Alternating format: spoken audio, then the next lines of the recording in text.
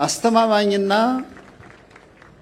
ዘላቂ የባህር በር የማግኘት መብታችን የአድዋ ሰማዕታት ካወረሱን የሉዓላዊነት አደራ የማይነጠል ነው።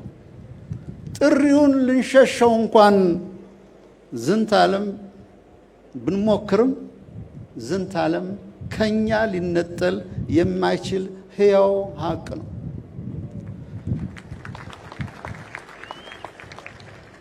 ኢትዮጵያውያን አገራዊ ሉዓላዊነታችን ለማስከበር ያደረግነው የዘመናት ተጋድሎ ሲታይ ታሪክ ለኢትዮጵያ በጎ ነበር፣ መልካም ነበር ታሪክ። ይሁን እንጂ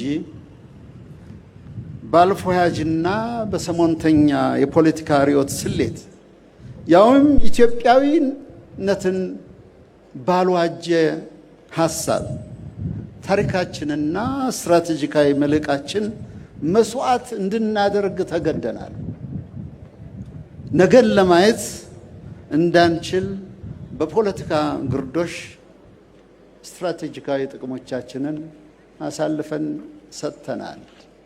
ስለዚህ አድዋ ያስተማረን በእንዲህ አይነት የሉዓላዊነት ጉዳዮች ላይ የምንወስደው ስትራቴጂካዊ ውሳኔ ከታሪክ ትክክለኛ ጎን መቆም መቻል እንዳለብን የሚያረጋግጥ።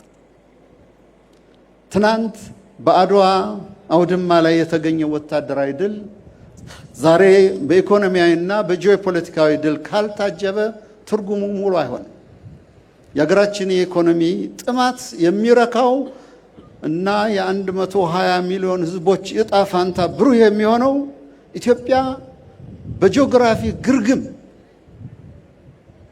ወይም በየብስ እግረ ሙቅ ያለመታሰሯን ስናረጋግጥ ብቻ ነው። ይህንን የምንለው እንደ አድዋ ጀግኖች ሁሉ ለሀገራችን ብሔራዊ ጥቅም ቅድሚያ በመስጠት የኢትዮጵያን የእድገት ትንሣኤ ለማብሰር ነው። መንገዳችንና መሻታችን የጉዟችን ዳራም ሰላማዊና አብሮ ተባብሮ ማደግ ነው።